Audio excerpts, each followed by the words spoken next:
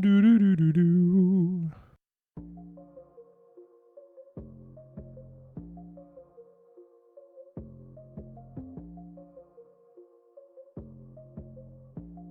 I cannot read that. Oh, holla! Oh my god, is this the Windows start screen? I think it is. It's emulating the Win. Yes! Oh, that's beautiful. We're off to a great start.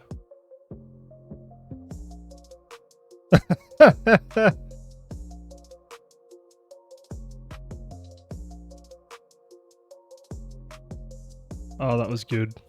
That was nice. I like that. Let's jump straight into this. Game name. We'll do that one. Go for the standard name, you know. Oh yes. Call center. Where's the vibe? Oh, okay. Didn't know that was gonna be in there. Alright, now we're gonna go for... Yeah, let's go for the better do the funky skeleton. Alright, difficulty level. I want to crank this up to hard. So what do we got? Tips, no. Computer info, no. Additional tasks, yes. Additional application shortcuts, no. Alright. I want to crank this on hard because I want to test myself and I want to test this game.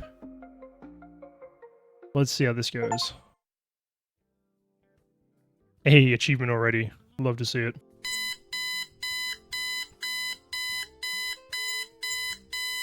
Real so far. Okay, I love our collection of shirts. Okay, that's pretty cool.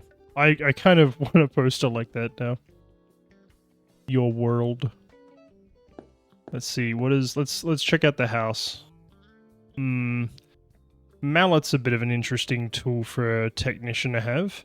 Okay, having the full-sized fucking copier right beside the fish tank in the kitchen, that is me. That is exactly me. I had a server hooked up next to my bed for the longest time this year. We got a... I'm assuming that's a dessert rather than a pizza. We got what looks like a industrial-sized coffee machine. Sounds about right. I don't know if that's a game console or a stack of paper. Let's have a look. Oh, we've got, of course, we got the voxel craft on there. Using mouse movement? Oh. Oh, okay. That's a bit funky. At least it locks the mouse on the screen properly. That's good. Open the run. NCPA. .cpl. What is this? NCPA application. Oh, network and sharing center. Change network card settings. Ethernet. Do we want to change the IPv4? Oh no, it's giving us manual IP to enter in. Okay, sick. 192. Can I just start typing?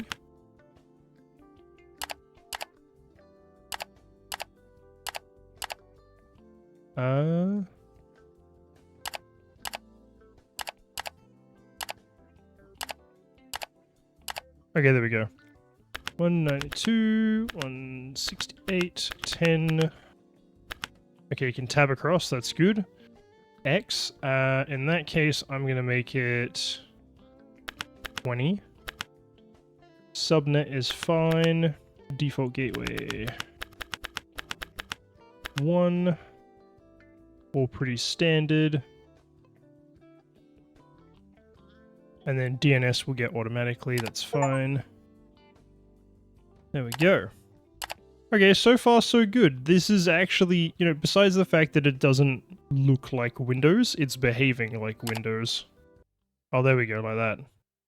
Gotcha. Check the antenna cable, search for channels through settings. Alright, settings, we want channel tuning, digital. There we go. Hey, look at that. Look at that. What a show. Oh look, there it is. It's Pixel Team Red. And they're LinkedIn. Hell yeah. What a great TV, honestly. This is fantastic. What an interesting location to work IT. Open the map to see where you are. Oh, okay, that's pretty cool. Putting plan, your map. Oh. hold down the mouse button, you can switch to ghost mode and free look around.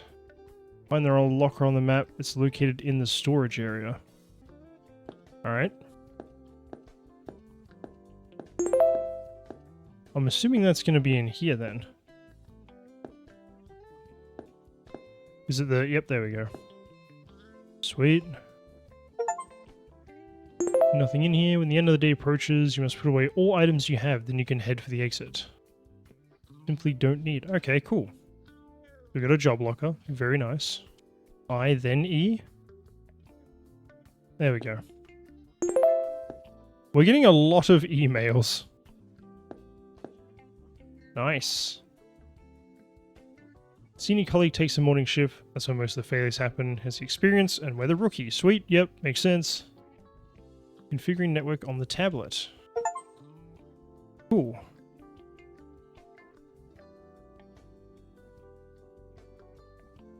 Probably want PEAP. Yep. This isn't... I don't think this is actual methods, but they sound very similar to identity to user. Can't tab. Gross. Melon pink exclamation mark 2025. Open the advanced options. Ah, okay. Pack address is https storage.wiki lan wpad.dat. There we go. Alright, so we got some interesting network security going on. Haven't dealt with a lot of that myself. Okay, cool. Big plus, get a computer, you find the end of the IT room. So this is mine here. This is a server. If it's turned off, some parts of the company systems automatically stop working. Right, so let's turn it on.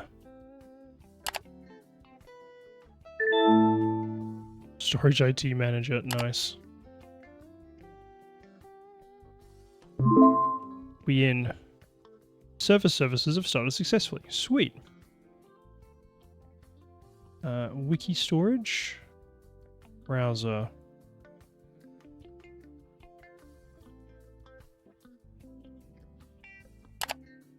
Here we go.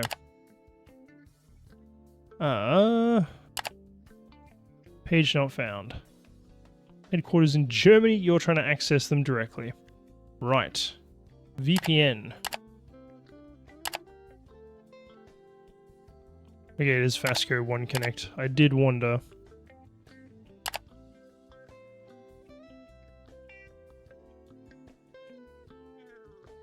Approve login request. Oh my goodness. So I have to open the tablet to approve the login request. Fantastic. 65.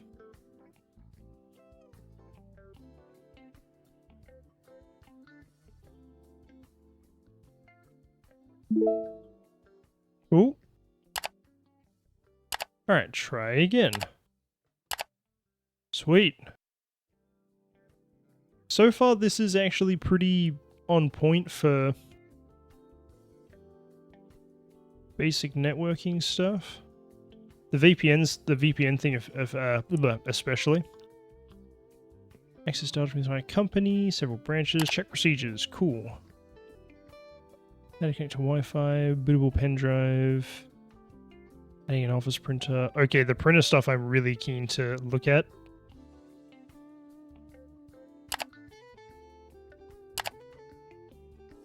There we go.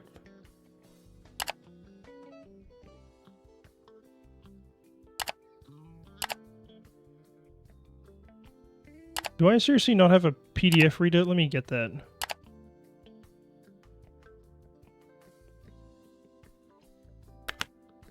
And search for other apps or games? Ah. Nice.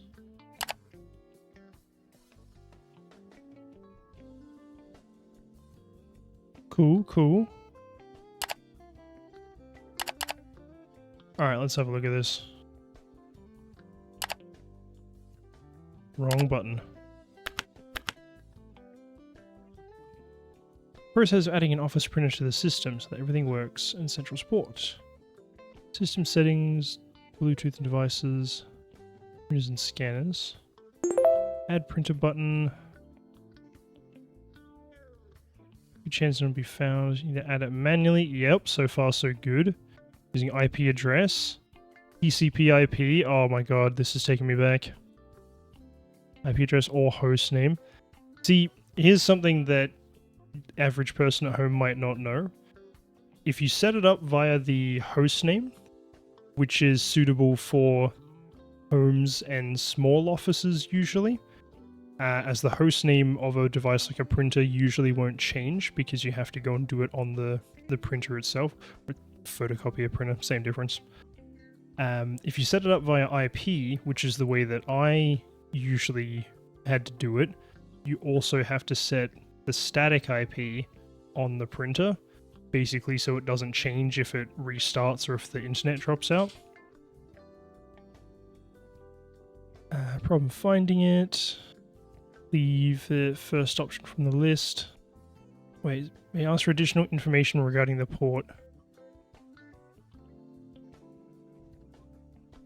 Okay. Yeah, generic network card, true. Driver can be installed. Yes, I definitely want to install drivers, but normally not like this.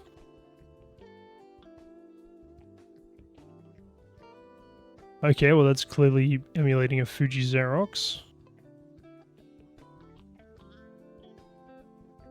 Test page, yep. And that looks like a pretty standard Windows test page. That's actually a pretty spot-on document. I mean, obviously it's simplified for the game, but the core is there.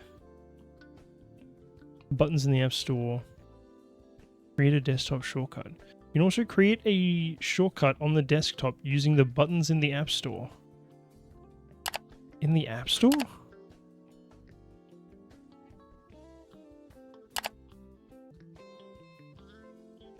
Consented notifications. I don't want to consent to notifications.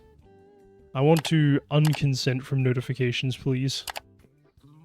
Alright, let's go to... Oh, wow, that's nice and obvious which computer it is.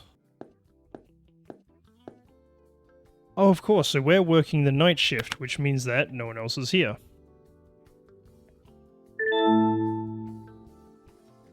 Lovely.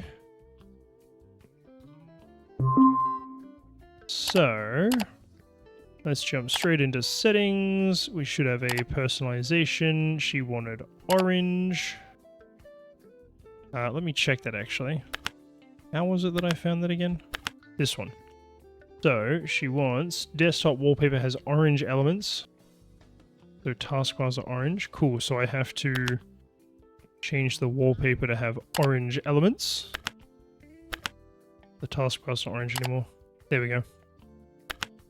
Consistency. Sweet.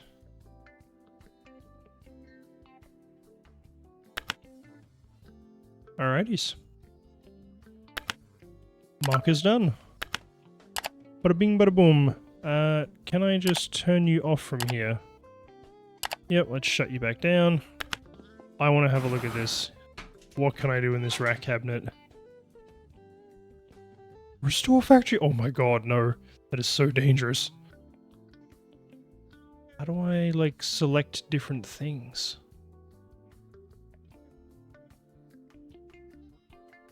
Oh, so you can actually see what is connected where. Ah, okay, cool. So typically in an actual panel like this, you would obviously be able to, one, see the cables, and two, they would be labeled, or there'd be labels on the actual patch panel numbers to tell you, depending on the size of the company and the kind of business it is. Typically, your Ethernet ports throughout the building might have a kind of a unique identifier, a location code on them, which will then be on this as well, and potentially on the cables as well, so that they know which cable is going where. I'm glad that it doesn't just disconnect it when you touch it.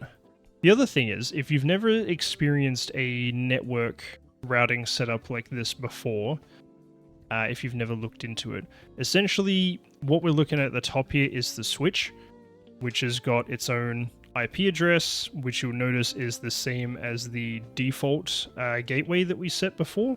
Basically, this is the equivalent of your home's modem or router. I think this is...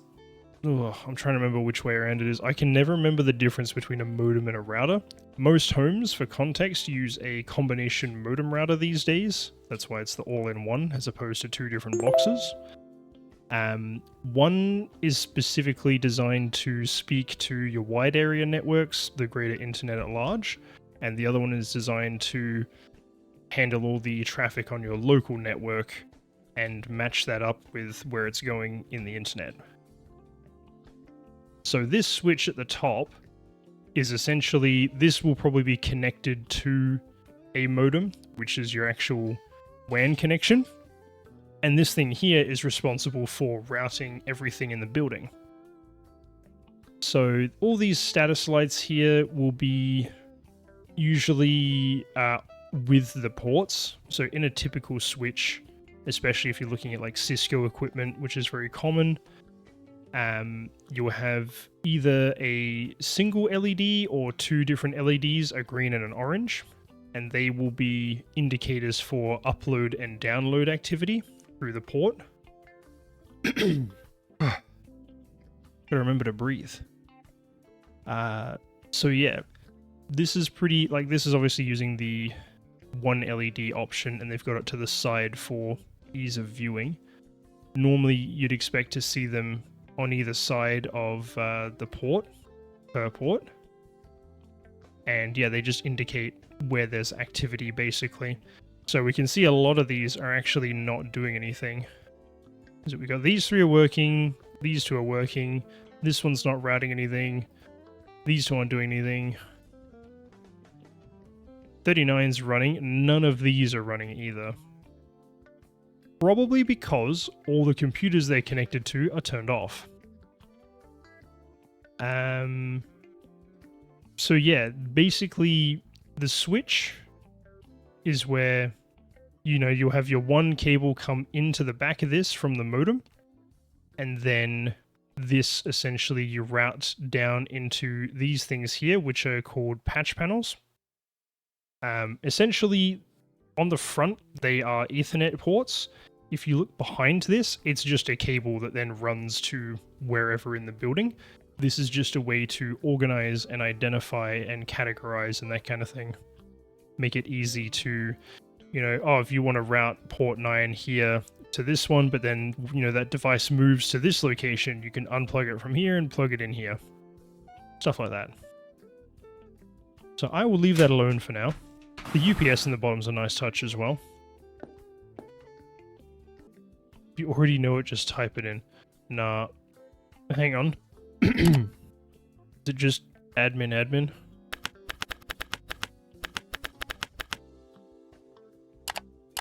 Oh my god, it is. Okay, that's a good touch. So, one, in an actual company, there is no fucking way they would have left it as the default details. But that is pretty accurate for most modems. Is that it will just be something like admin or admin password. I still actually know a couple of the service passwords for different photocopier brands, and I have tested them out and they still work because almost no one changes them. You can create a bootable USB with an OS. Alright, sweet. This is pretty basic, good stuff to know how to do at home in case you want to reflash your operating system. Feature from the wiki and help from the forum. Okay. Simply because it's not actually Windows, I don't know how to do this off the top of my head, but I kind of want to try. I'm trying to figure out what would be... Oh, here we go. It's literally this. Oh my gosh. Okay, so this has got to be a reference Let me see if I can pull it up. I don't think I can. But there is a very well-known and commonly used software for making bootable USBs called Rufus. And it looks almost identical to this. Like, they've done a very good job of... So ISO file, what do we got? So yeah, a lot of stuff clearly comes in. So we've got a medium level one.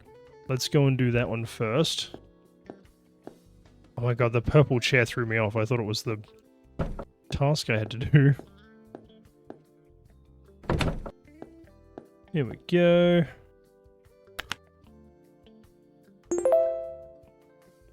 Oh boy, a critical task. Too busy, too bad, I'm already in the middle of installing for this guy. So he just wants Virus Plus. Ooh. Application Store, Virus Plus, install. This is pretty standard stuff, honestly. I have done more antivirus installations than I can count. Pretty much every time a PC came through our workshop, we would install, if they didn't already have it, shout out to Malwarebytes, by the way, for being one of the only decent ones out there these days. If they didn't already have it, we'd install it, run checks, and then, yeah, if they wanted to keep it, we'd leave it there. Otherwise, we'd just remove it and put whatever shitty one they wanted back on. Counterintuitive, I know, but in small rural town Australia, sometimes it's better just to be like, yeah, it's all up and running, and not bother trying to explain the background. Purchased inactive one. So I need to purchase one, I guess?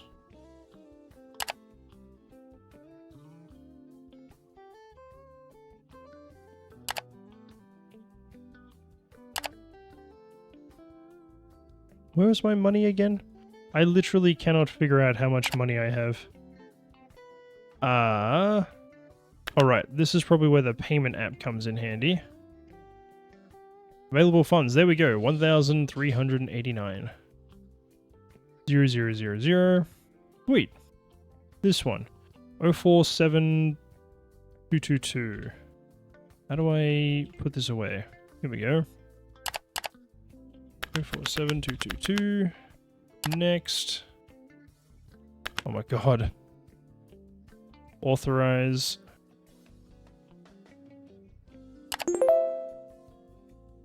Okay, sweet. This is actually... Ooh, whoops. This is surprisingly... This is surprisingly well done. Like, I wouldn't say all, I wouldn't say, like, you know, these virus protections are all like this, but, you know, doing the double authenticating and that kind of thing is very much what I'm used to doing. So that one is done. So, critical printer is not working. Let's go have a look at this, because I really want to mess with the printer before I finish up here. Oh, that's not it. I think it said HR room, so yep, it's around the corner. Aha! Look at this.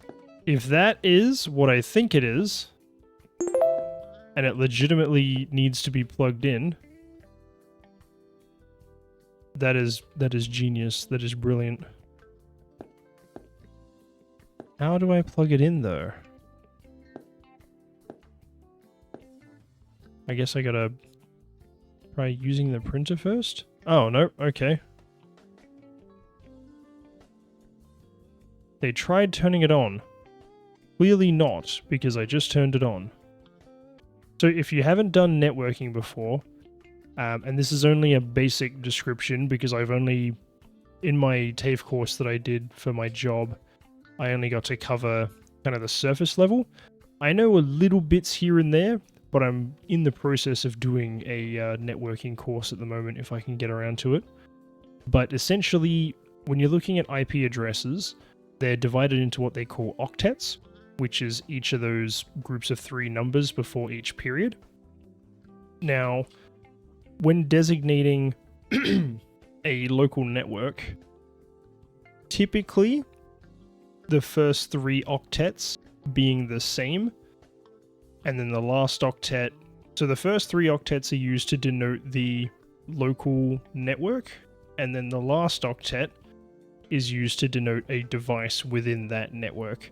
And this is where the term subnet comes in, and that subnet mask.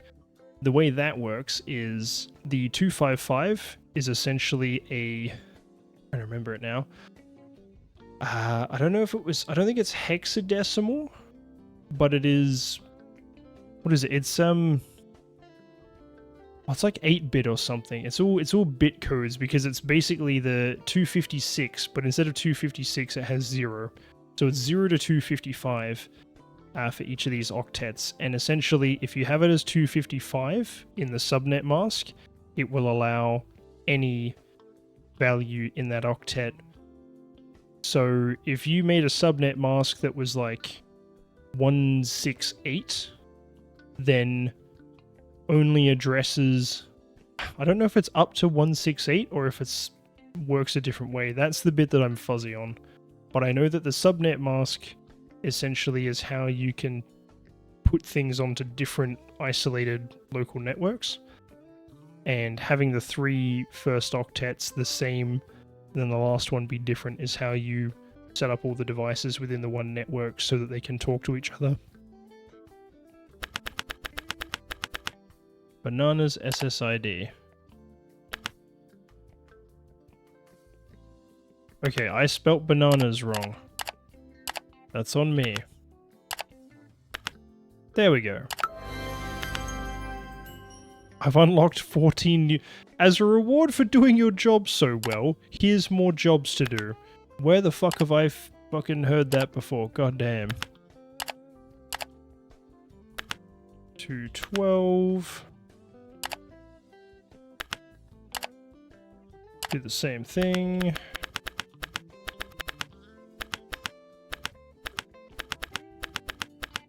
Okay, so I can't use enter, unfortunately, but that's okay. What does he want this one to be? Storage.net. Oh, and it's the start of the next day. Well, what's the time? 9:30. Did that say Asian style? Okay, it does too. I thought I misread that, but no. That straight up says Asian style. Very cool. I'm pretty happy with all this. Like, it's all very... It is bringing me back to my 2022, 2023 days working in this. Oh, good times. So, if you liked watching me play this, and you'd be interested in hearing me rant about more of my stupid IT adventures while doing funny little IT jobs in this game, drop a like, drop a comment, drop a subscribe if you really want to help out. The more of you get eyes on my videos, the more they get pushed out to more people. And more people means more traction for me, and that means more time and effort put into YouTube. Because I'd love to be able to make more of this stuff, but I need that funny dopamine in my brain. So yeah, I'll see you guys in the next one.